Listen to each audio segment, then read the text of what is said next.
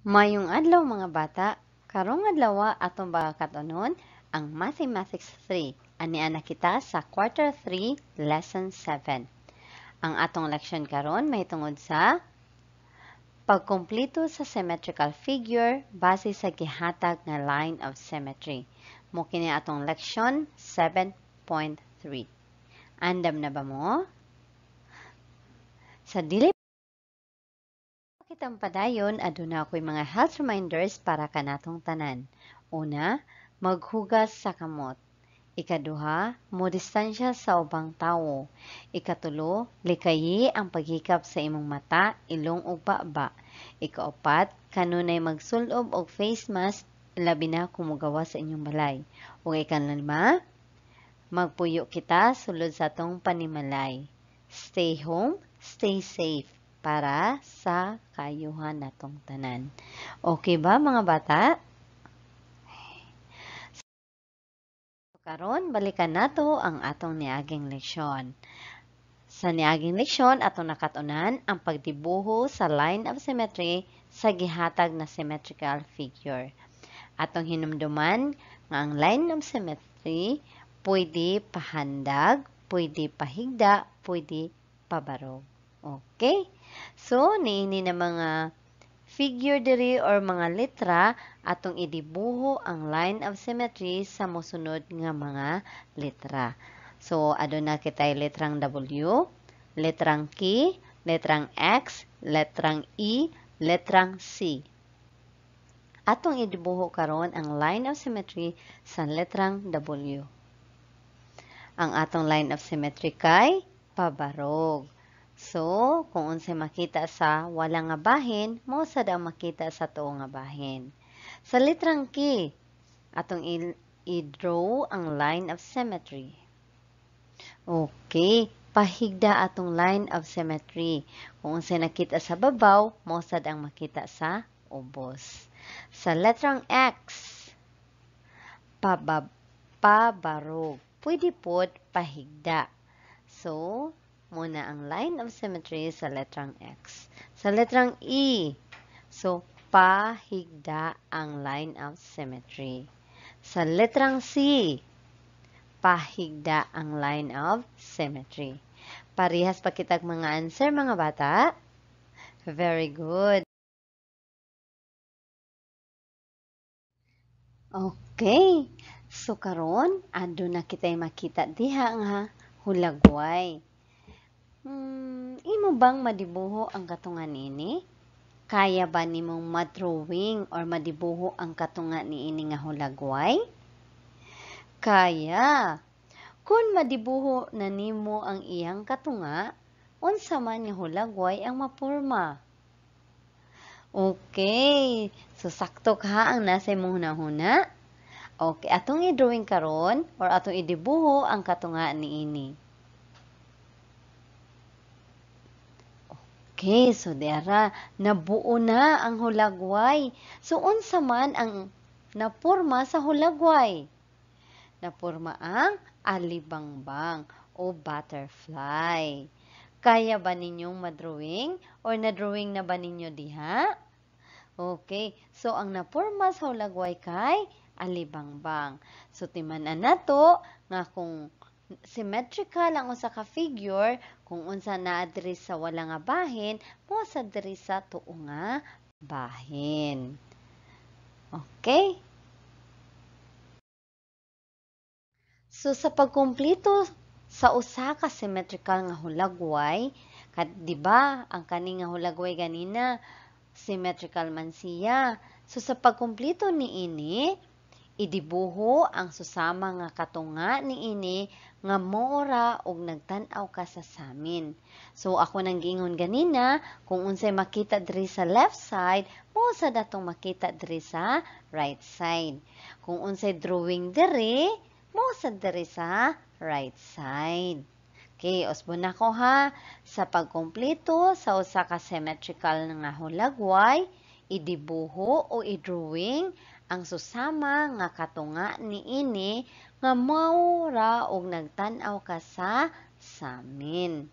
So, di ba, mura kag nagtanaw sa amin, nga kung unsay mo nakita, mo sad ang naa diri. So, okay, atong i-drawing na sad. So, kay mo ni atong nakita diri, mo sad ato i-drawing diri sa pikas nga bahin. Okay, there you are. Gidrawing na siya. So, di ba parehas kaayo? Kung unsay nakita sa left side, mausad ang nakita sa right side. So, bot pa sa bot, nakakompleto na kita ni ining symmetrical nga hulagway. So, kay symmetrical man, kung unsa ang makita sa left side or sa wala nga bahin, mausad ang makita sa right side o sa tuo nga bahin. So, sa pagkumpleto, ato lang yung hinumduman nga i-drawing or idibuho ang susama nga katunga niini. Kaya ba mga bata? So, ang atong naporma niini nga hulagway kay alibangbang. So, timan niha mo kini ang atong katunga. Kung kani pod ang given, kani ang inyong nakita, mausad ni ang atong katunga. Okay? So, again, nakaporma kita og alibangbang. So, kaya bang idibuho o i-drawing ang mga symmetrical nga hulagway para mabuo kini? Kaya? Kayang-kaya. So, atong sulayan karon ini mga pananglitan nga naa sa makita ninyo atong idibuho ang ilang katunga. Ikahuman atong ilhon ang naporma nga hulagway. Okay? Andama inyong mga lapis o papel or inyong module para mabuhat pod ninyo diha ang atong pagbuhat diri karon. Okay? Andam na ba? So, unang hulagway. So, tanawag tarong para kay balo na ta kung unsay atong i-dibuho o i-drawing para mabuo ang symmetrical nga figure o hulagway. Ikaduhang hulagway. Ikatulo nga hulagway, ikaupat na hulagway, ug ikalima nga hulagway. Okay? So, unahon na nato karon ang pagdibuho sa katunga ni ining unang hulagway. Atong idibuho. Okay. So, ang atong naporma kay letrang T. So, hulagway day siya sa letrang T. Symmetrical siya nga hulagway. Kay kung unsa ang iyang pikas katunga, mo sa iyang pikas katunga. Okay, sa ikaduha nga hulagway. Unsa man kini nga hulagway ang maporma kung madrawing na nato or madibuho ang katunga niini. Okay, atong tanawon kung sakto ba ang naa sa inyong hunahuna karon. Parehas pa tawag answer. I-drawing na po diha sa inyong mga papel. Okay, so ang naporma sa hulagway kay usa ka balay. Okay, very good. Ikatulo nga hulagway. Unsa ka kini siya? Sige, atong idibuho. So, nakumpleto na ang atong hulagway nga ikatulo og ang hulagway nakaporma og usa ka owl. Kaila ba kamog mga owl mga bata? So, usa siya ka klase sa langgam. Okay? Susunod nga hulagway. Unsa ka kini siya? I-drawing na ninyo. I-drawing na diha. Okay, kaya ako na sa i-drawing dire. Okay. So, ang naporma sa hulagway kay usa ka hayop. Or basin sa inyong pananaw, iring ang naporma niini. Pwede gihapon. Pwede hayop o pwede iring ang answer. Okay, naba mo'y mga iring? Or naba mo'y mga hayop sa inyong panimalay? So, atong alagaan og maayo ang atong mga hayop nga naa sa ato ang panimalay. Kay makatabang man kini sila kanato. Okay, next, ikalima nga hulagway. Unsa man kini? Okay, atong drawingon. Okay, napakita kani og usa ka gitara. Naba ka mo'y gitara sa inyong panimalay? Okay. So, ang gitara, usa siya ka musical instrument na mo accompany sa usa ka singer. Pag naay maggitara-gitara, dadyo naay magkanta-kanta para bibusa, di ba? So, ang uban, kabalo na mo, gitara. Okay, so nakuha ba ninyo unsaon pag-drawing or pagdibuho sa katunga sa usa ka symmetrical nga hulagway? Okay, very good. So, padayon kita mga bata. Aduna pa ako laing mga pananglitan.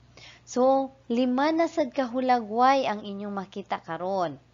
So, idibuho ang katunga sa hulagway aron kini makumpleto. Pagkahuman, isulat ang ngalan sa hulagway nga naporma. So, parehas gyapon kanina. So, timan ilang nga sa pagkumpleto sa usa ka hulagway atong i-drawing ang pareho nga hulagway niya. Kay symmetrical man. Okay? Kay unang hulagway, tan-awag maayo. Unsa man ka ang atong maporma niini? Sige, atong i-drawing. Okay, so nakaporma kita og usa ka sakyanan. Okay, nakasakay na ba kamong ingon ani? Oo, kay pwede ang usa ka sakyanan, taxi baron, or namoy kaugalingong sakyanan para madali tag-abot sa atong padulngan. Okay, sa ikaduha nga hulagway, unsa man ka kini? Okay, atong i-drawing mga bata. So, usa de ay ka. Unsa atong na porma? Usa ka vase. Ang vase, butanganan og bulak o mga tanom. O, nananom na ba kamo? So, timan ni ang mga tanom, makatabang sa atong palibot. Okay? So, ikatulong nga hulagway, unsa man sa kaha ang atong maporma niini? Atong i-drawing. So, ang atong naporma kay usa ka bulak. Nabay bulak sa inyong palibot? Kung wala pa, sige, mananom kitag mga bulak. Para dili nata magsige pamalit sa merkado. Okay, sunod nga hulagway. Unsa man kaha kini nga hulagway? So, kung wala pa kaila sa hulagway, i-drawing para makita ninyo kung unsa kini nga hulagway para maila ninyo. Sige, atong i-drawing ang ikaupat nga hulagway. So, ang atong nakita kay usa ka hulagway sa speed. So, kung nakakita na mong baraha, muna siya usa sa mga bulak sa bara, speed. Okay? Ikalima nga hulagway, unsa man ka kini? Sige, atong i-drawing. So, ang atong naporma kay letrang M. So, nakuha ba ninyo mga bata? Okay, very good. Congratulations! Kay nakabuo na kamo o nakakompleto kamo sa mga symmetrical nga figure. So, atong timan-an nga sa pagkumpleto sa usa ka symmetrical figure or hulagway, ato lang idibuho, i-drawing ang katunga niini nga susama sa atong nakita. Klaro ba mga bata? Okay. So, diri natapos ang atong leksyon karong adlaw. Ako si Teacher Theody, mag-ingon kaninyo, malipayong pagkaton, padayon sa pagkaton para sa mahayag nga kaugmaon. Hangtod sa sunod nato nga leksyon para daghan na sab kitang makatunan. Don't forget to like, share, and subscribe this channel para ma-notify mo kung nanasay bago nga video lesson nga akong ma-upload. Okay? Subscribe! Bye!